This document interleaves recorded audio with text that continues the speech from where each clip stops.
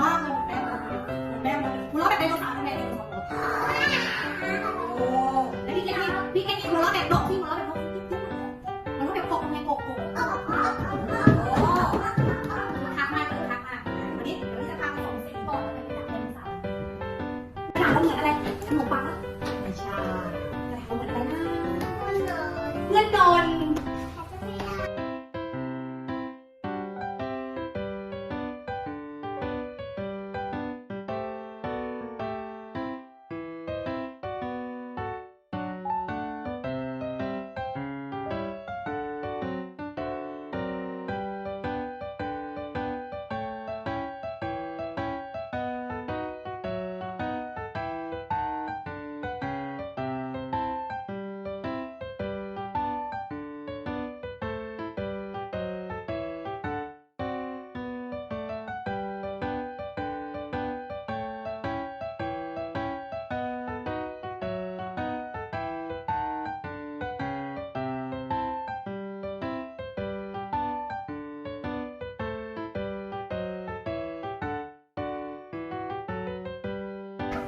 เดี๋ยวเราว่าไหนเนาะเราเอ็นเราเนาะเราเอฟซีเนาะ